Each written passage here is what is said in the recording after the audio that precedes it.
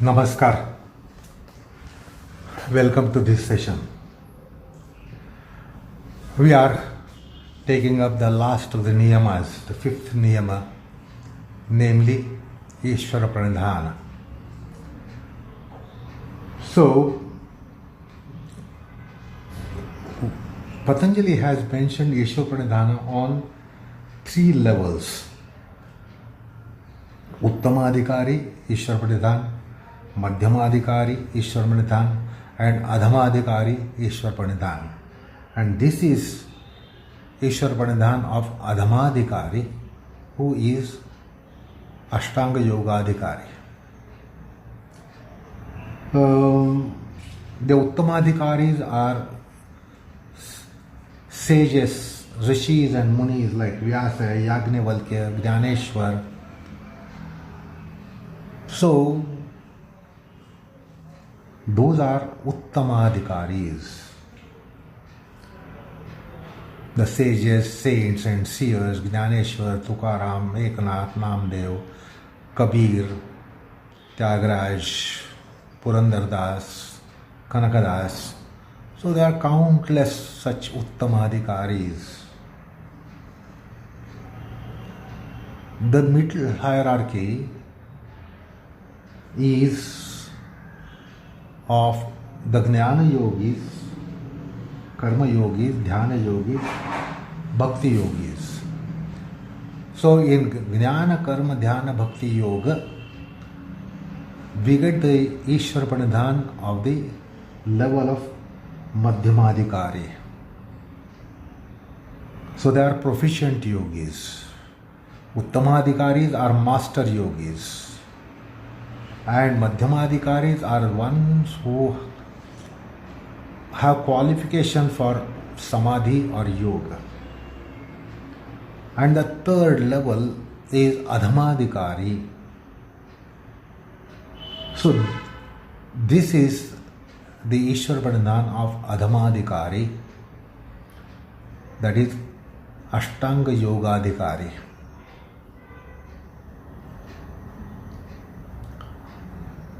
And if you recall it, right in the beginning when we commenced, we need to have, and we have it, a Yoga of Anadhikari. I want you to understand that don't think that you are qualified for Ashtanga Yoga. Don't claim that you are Adhamadhikari, because Adhamadhikari is Adhikari. He is not Anadhikari. So there is also yoga for Anadhikari people. So Anadhikari, Adhamadhikari, Madhyamadhikari, Uttamadhikari. So we get 4 categories, although Patanjali mentioned 3 categories.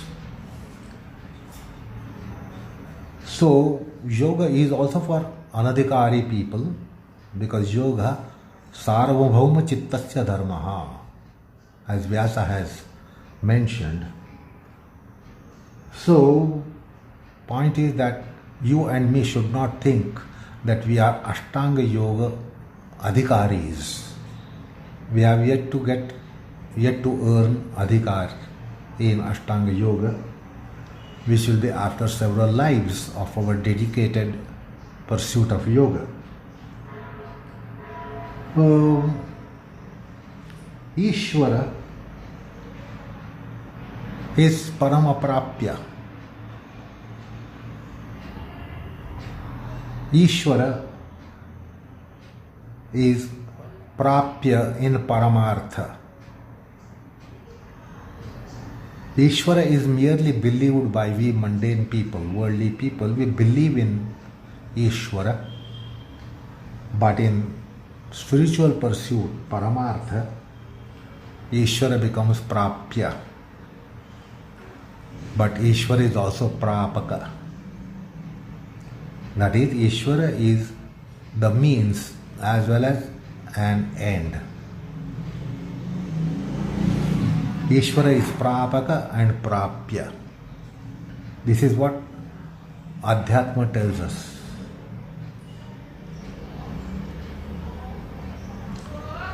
So,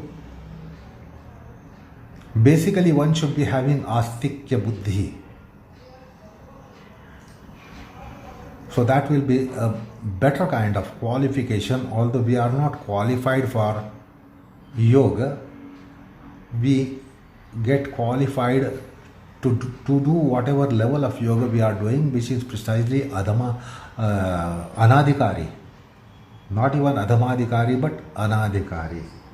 But Astikya buddhi would be qualification for us to commence yoga.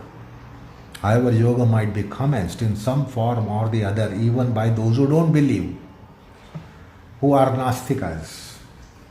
They don't need Astika buddhi. Even then, yoga can be commenced, because yoga is a kalpataru. Anyway, so Ishwarpranidhana is sadhana as well as saadhya.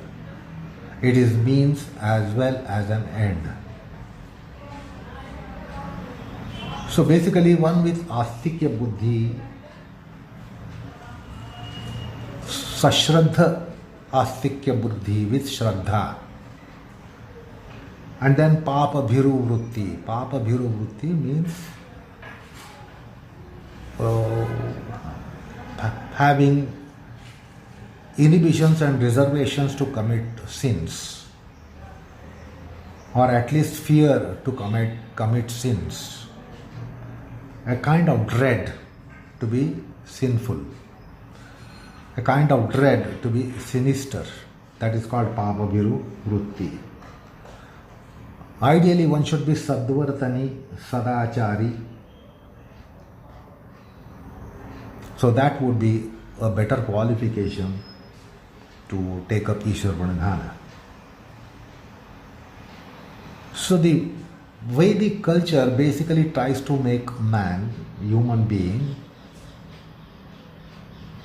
to become sashraddha with Astikya buddhi, sadachari and sadvartani. So that is the minimum expectation, that one tries to be sadvartani and sadachari. And in order that man becomes that, the Vedic culture strives by making one imbibe the values, eternal values, inculcate the values of which we have been often speaking about.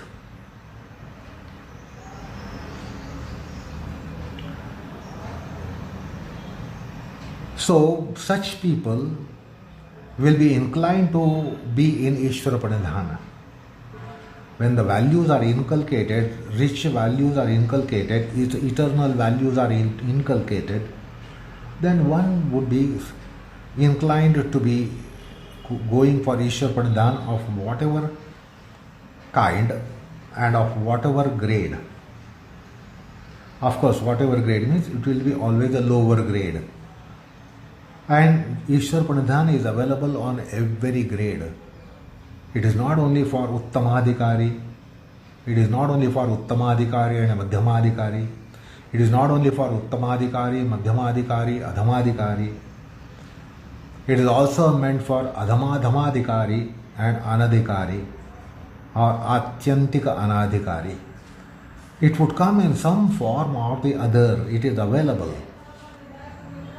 Ishwarpranidhana of every kind is available for anyone on any strata.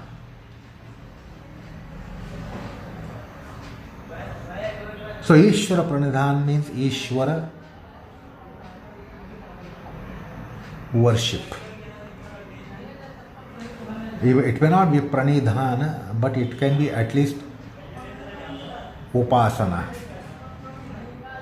So Ishwara means Bhagavanta, Bhagavan, Parameshwara, and his pranidhan is being suggested. Pranidhan means prakarshena nidhiyate anena iti pranidhana, where the mind completely gets absorbed. So Ishwara is a principle, the divinity is a principle where the mind can get absorbed But even if the mind is not getting absorbed, which is the case of you and me, but yet we can be praying God, worshipping God. So all that is allowed. We don't need to be dipping our consciousness into it so as to that so that it is completely merged. But yet there is Ishwara Upasana, Ishwara Pujanam, Ishwara Archanam. So all these things are available, and that's how what we would be commencing. We won't be commencing at Ishwarpranidhana. Pranidhana implies some kind of intensity of the form of worship. But there is a run-up to reach that stage, and that all should be counted in this Ishwarpranidhana that is being mentioned. So Ishwara is worshipped for Dharma, Artha, Kama, Moksha, all the four Purusharthas. Those are our goals. Dharma, Artha, Kama, Moksha are supposed to be goals of a human being by quality, not human being by merely form. A human being is not human being by just taking a human form. There must be some qualities which are essential to be human being, and so that should be our goal, that we become qualitatively human beings and we wean ourselves away from those aspects and attributes which eclipses our humanness, or veils our humanness, conceals our humanness, or thwarts and discourages our humanness. So, to develop the humanness, the tradition mentions Dharma, Artha, Kama, Moksha, four Purusharthas. And for all these attainables and all these goals,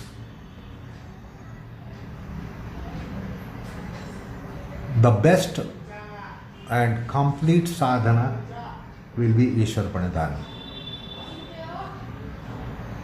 And then the final spiritual samambonam of human being is also by Ishwarpranidhana. So the point is, Ishwarpranidhana will come in every stage of human evolvement and human evolution until the acme point. Nowhere there comes a stage that now it is not necessary in human endeavor. So it will assist us from very rudimentary and raw conditions to come to human plane of being a human being, to reach the superhuman plane, an ultimate plane in human being. Ishwarpranidhana is the best form of means for human evolvement. And taking support to Ishwara is something like that the chitta at some stage will start getting absorbed. If not in the beginning, but some stage, Ishwarpranidhana is such a means where the mind, the chitta, gets dissolved into Ishwara to whatever level. And for that purpose, what are the means and measures of Ishwara Pujanam or Ishwara Dhyanam or Ishwara Pranidhanam or Ishwara Upasana? It is Nama Shravana, Nama Sankirtanam, Nama Smaranam, Ishwara Chintanam or Bhagavad Chintanam, Ishwara Pujanam or Ishwara Bhagavata Pujanam or Ishwara Archanam or Bhagavad Archanam. So the broad based means are provided, which are Nama Shravana, Nama Sankirtana, Nama Smarana, Ishwara Chintana, Ishwara Pujana, Ishwara Archana. Now this doesn't necessarily entail that we must be meditating. It is not necessary that we must be in Dhyana or we must be in meditation, because we understand how difficult it is for a common worldly mundane man, soaked in mundanity, sunk in mundanity. It is very difficult to be meditating on God. In the sense we understand what is meditation, our idea of meditation, our mind doesn't get absorbed. Nor does it mean that we must get that Dhyana, which is our idea of Dhyana, is absorption of mind. So it may not come, but that doesn't mean that that is only the way, because we just now heard even Nama Shravana, merely hearing the name of God is also a form of Ishwara Pujanam, Ishwara Archanam, or some form of Ishwarpranidhana. Even if there is no Pranidhana, it is a run-up to that Pranidhana. So various ways and means are provided for mankind on every strata. Mankind of every strata. I recall that verse which was quoted earlier in the previous session, perhaps. Shri Vishnu Divya Sahasranama Stotram. In the Vishnu Sahasranama Stotram, there comes a couplet, Yasya Smaranamatrena Janma Samsara Bandhanat Vimuchyate Namastasmai Vishnave Prabha Vishnave. Yasya Smaranamatrena, just the memory of divinity is enough. Just to remember is enough. Not much is expected. And just remembering, just the smaranam can liberate us, free us from Janma Samsara Bandhanam. The Bhava Bandha, the bondage of mundanity, would be overcome by that. That means up to that time or up to that level it can work. If it doesn't work to that level, that even if you are not liberated from Bhavabandha, if you are not liberated from Janma Samsara Bandhanam, the bondage of this mundanity, it will do certain things. The point is, the verse is saying it can do something up to that, and not just that, up to that.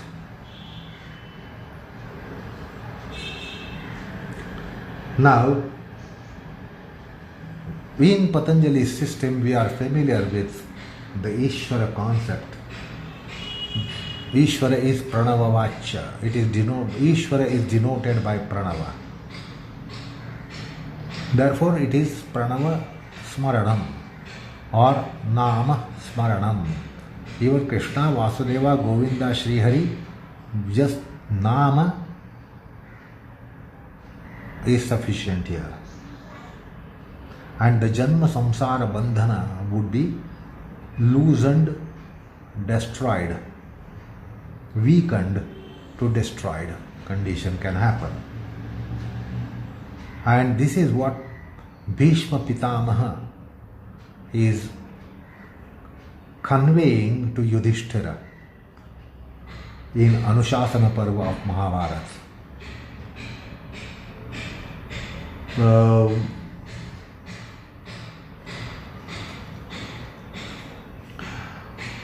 And it is interesting to note as to how the Vishnu Sahasranamam commences in Anushasana Parva of Srimad Mahabharatam.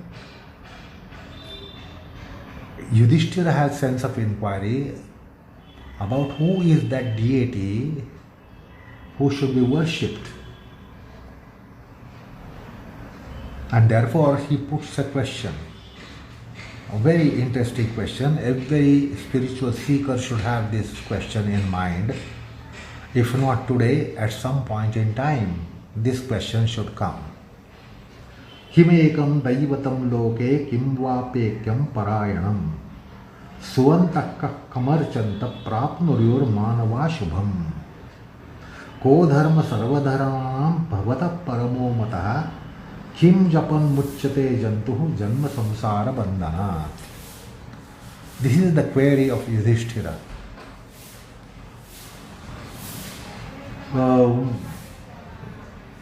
He questions as to who is that deity. Kimekam daivatam loke kim vapyekam parayanam. Which is that one deity whom we should worship,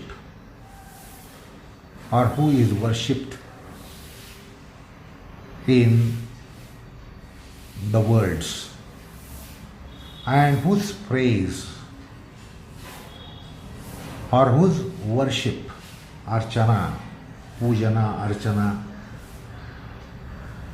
helps man attain the supreme good. That means everything up to supreme good. Which is the supreme most dharma, in the sense duty. Which is the supreme most duty? Which is that japa, which would relieve the jiva jantu, the worm in the form of life, to escape from the mundane mire or mundane ocean of bondage. And then Bhishma Pitama answers him, Jagat Prabhu Deva Devam Anantam Purushottamam.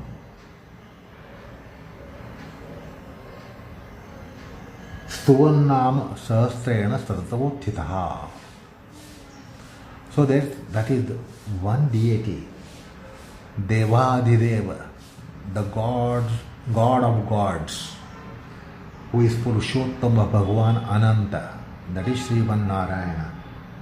That is the Daivatam, that is the deity who has been praised by Sahasranama, who has been praised by 1000 names.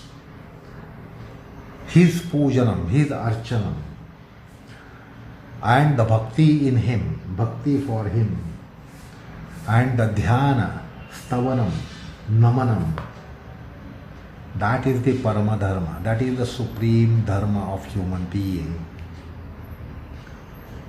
And then he begins to mention the Vishnu Sahasranamam.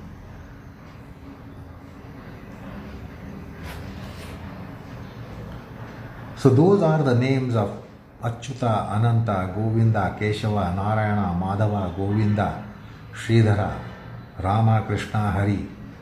That one deity has so many names. Ananda Bhagavan, Sriman Narayana. And even if you are not able to chant, even if you are not able to utter the name, he says, Ya idam shrunuyan nityam yaschapi parikirtiyet nashubham prapnoti kinchit so amutreha chamanava. At least hear his name.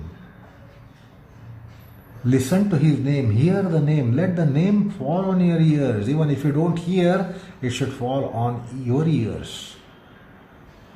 So it should be noted that we are given the auditory organ in such a way that if you don't want to see something or someone, you can close your eyes.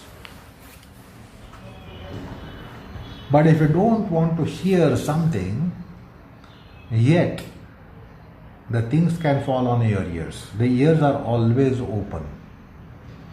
We don't have earlids to close the ears, just as we have eyelids to close the eyes.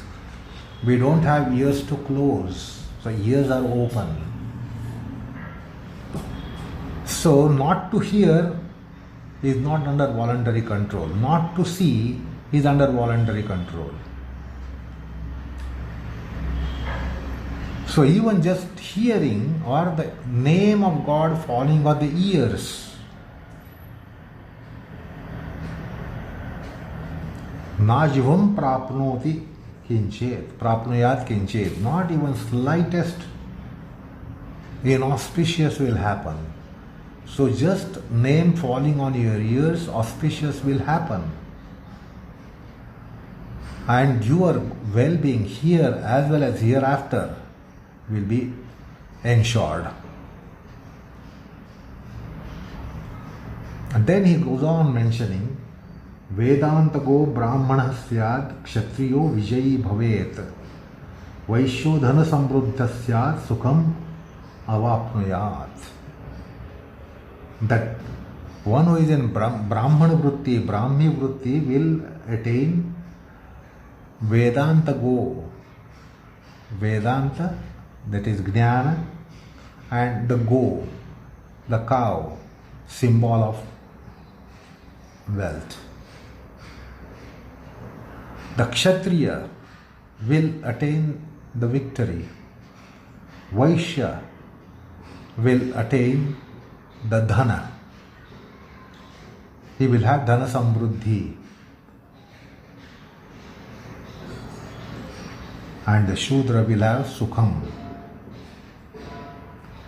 Dharmarthi prapnuyat dharma, arthati cha artha prapnuyat, kaman avapnuyat kame, prajati prapnuyat prajam. So the desires are fulfilled of mundane man.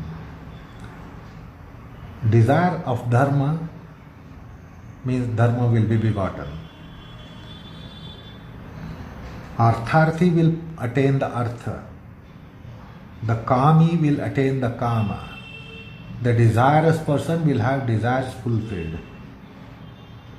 And those who want progeny will attain progeny. So also, there is a long list of what Ishwarpranidhana or merely or whatever form of it, Pujanam, Archanam, Shravanam, which I listed earlier, enormous glories can be attained. Yasha prapnoti vipulam, success. One will attain success, one who is looking for success, aiming at success. So Yasha prapnoti vipulam.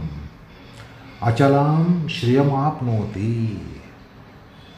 Achalam shriyamapnoti. So those who are steadfast, they will attain the shreyas. Shreya prapnoti anuttamam. Shreya means the supreme good, ultimate good will be attained. Bhavati arogo dyutiman. One will become arogi, that is, one will be ensured of good health, sound health. Rogato muchyate rogat. One will be free from diseases and discomforts in life. Physical and mental maladies put us in discomfiture. So that discomfort will be overcome. Rogato muchyate rogat. Then bandho muchyeta bandhanat. Those who are bound in society, bound in family, bound in commitments, those who are bound by shackles on all sides, one will be free from such shackles. Otherwise we are all slave of so many things.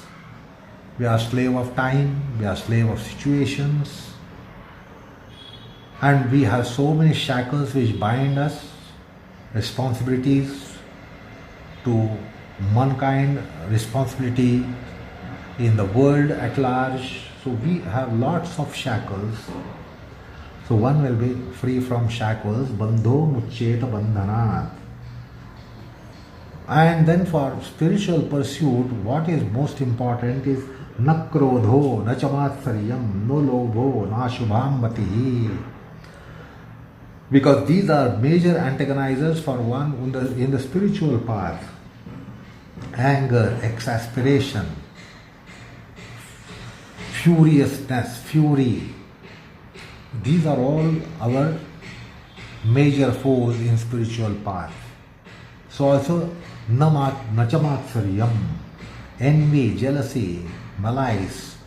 These are major obstacles in spiritual process. They will be all set aside.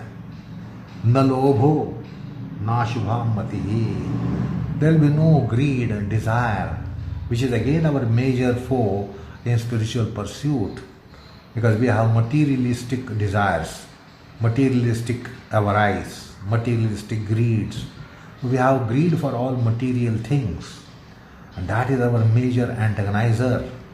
So those will be also overcome, and no inauspicious will try to hover around us, because it is inauspicious which puts obstacles in our practices. And this is very important for yoga sadhaka after a level. It is because of this our yoga sadhana doesn't fructify. We think it is bad practice that will make us perfect. No, the practice doesn't make one perfect in yoga. It is these counter forces, alien forces, Shadripus, they are really playing havoc. And that's why our yoga doesn't fructify, but by just Bhagwan Nama Chintanam, Bhagwan Nama Smaranam, Bhagwan Nama Shravanam, these things are mitigated. So one can understand how powerful is Ishwarpranidhana. At even our hierarchy, which is Anadhikari, we are not qualified yet. We will be facilitated in our pursuits by Ishwarpranidhana. See, in Abhijat Yoga, classical or genuine authentic yoga, Ishwarpranidhana will be in every anga upanga, the limbs of Ashtanga Yoga and sublimbs of Ashtanga Yoga. You will find that Ishwarpranidhana will find a place. It can perhaps have priority. It can come with agrakrama, or it can come with pradhanya.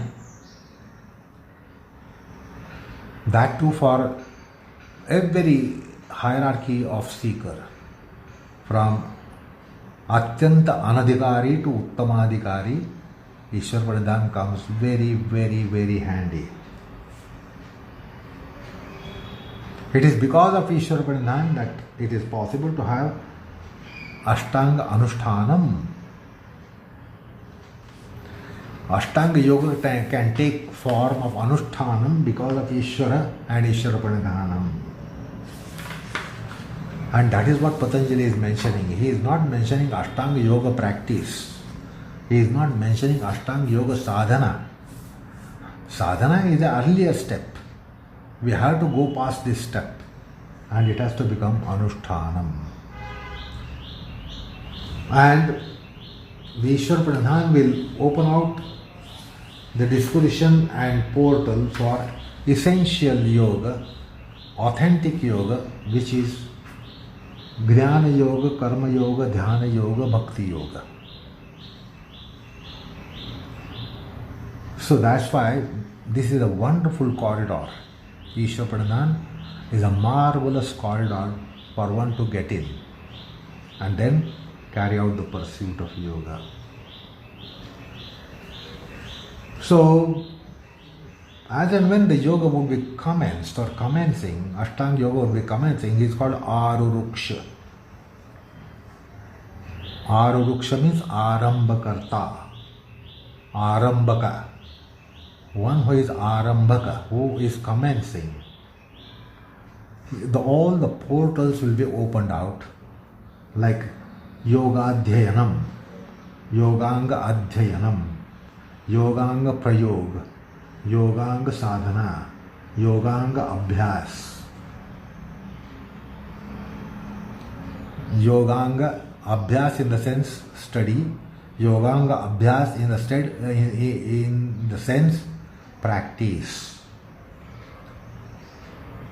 So this is all expected in Ashtanga Marga, that we must have Yogadhyayanam, Yoganga Adhyayanam, Yoganga Prayog, Yoganga Sadhana, Yoganga Abhyas. And Abhyas comes in two senses, as I just now said. One is to study and the other one is to practice.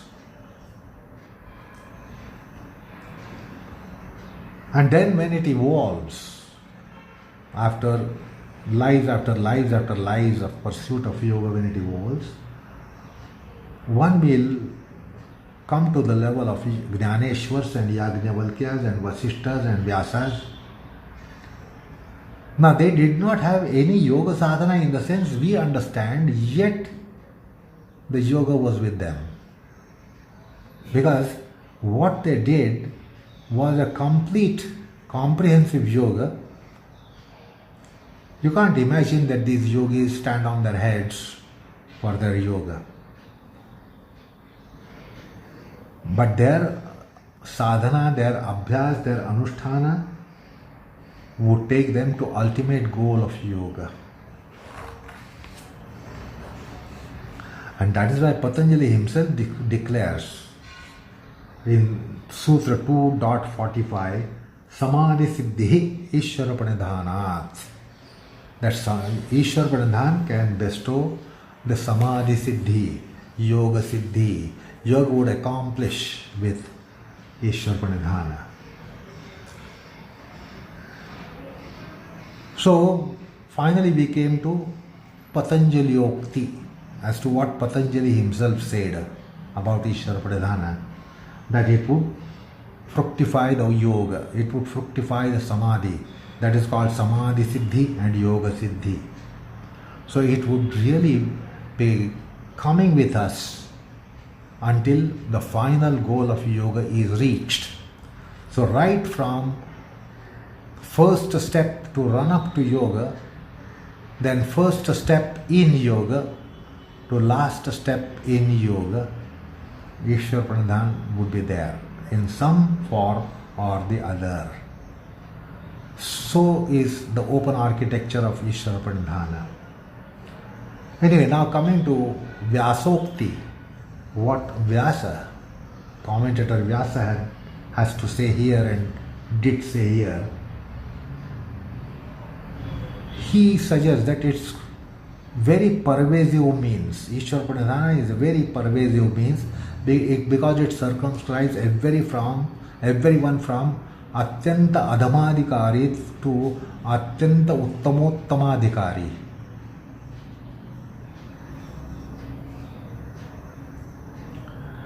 Now, how is this Ishwarpranidhana? Is it the Bhagavad Dhyana, Sahasranama, Shravana, Pathana, Bhagavad Pujana? Is it day and night, Ahoratra? Is it Aharnisha? Is it Akhanda? It is not possible that Ishwarpranidhana can be taking place 24/7. And therefore Bhashyakara says Ishwarpranidhana is offering the Ishwara, the Paramaguru, Antaryami, all our deeds. So Ishwarpranidhana doesn't say just go on doing Ishwarpranidhana. It allows you to do all kinds of karmas that you are inclined to, that you are disposed to, and that you are forced to be doing. So the karmas can be offered, and that is also a form of Ishwarpranidhana. That is, we should not be expecting Ishwarpranidhana 24/7. All that we do 24/7 can be done, should be done, may be done, but all that merely offering to Ishwara, the Paramaguru, the Antaryami, that itself is Ishwarpranidhana.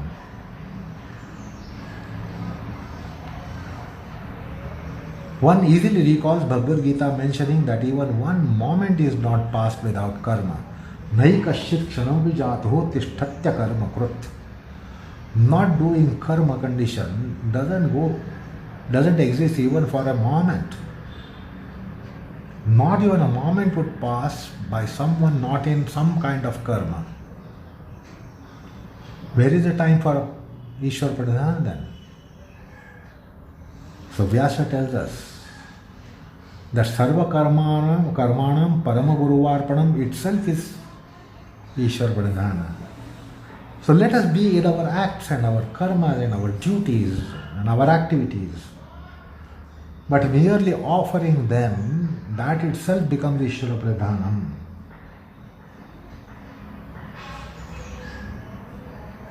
So the point is, Bhagavad Gita says the karma of some kind or the other would be going on absolutely incessantly. Not only lifelong, but even after the life. The karmas don't end even when the life ends. Because when the life ends, something new commences for us. The death is a new beginning. The death is not an end as commonly we think. It's a new beginning. So the karma doesn't stop even after the death, because we transmigrate. And therefore, the karma is so pervasive that it cannot be even stopped or halted by death. And therefore, karma arpanam can be a continuous process. And then ideally the karmas should be done as Vedic ethos tells us, that it is Bhagavad Agnya, it is injunction of Bhagavan. So it should be Bhagavad Agnya, Bhagavad Sankalpam, Bhagavad Prityartham, Bhagavad Kainkaryam and Bhagavad Artha.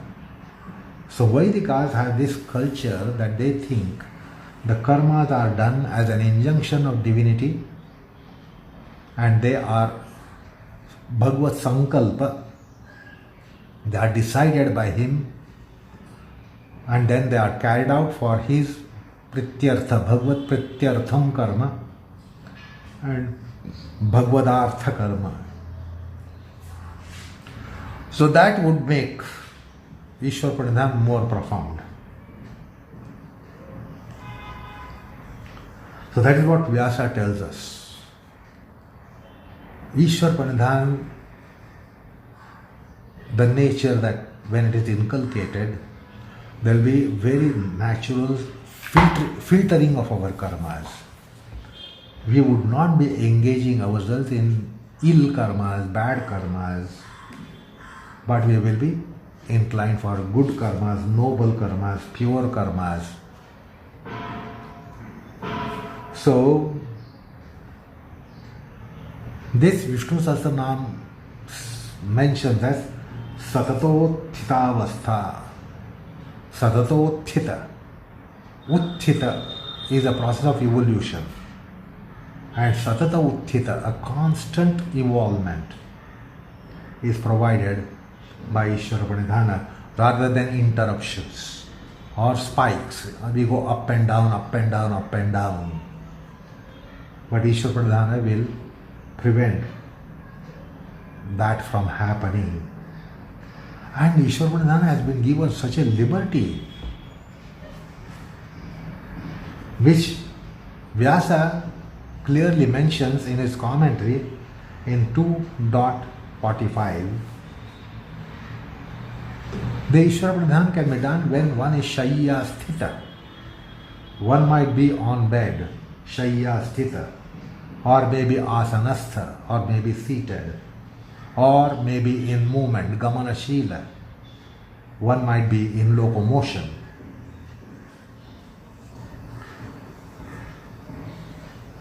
So to be indwelling in all such activities and states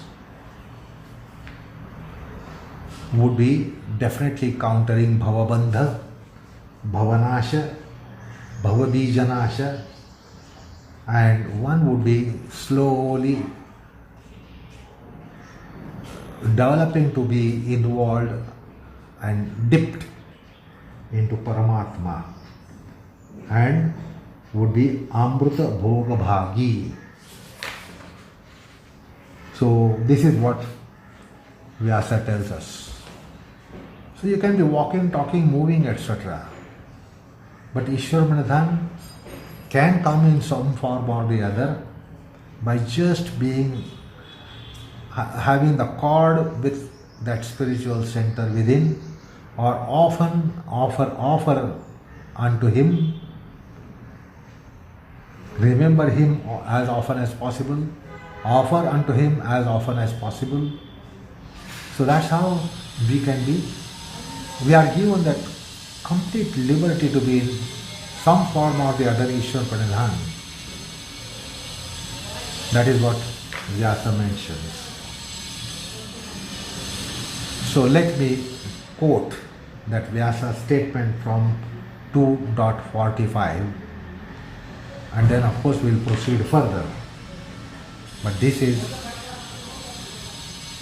for next time. So enough for the time being. Namaskar all of you.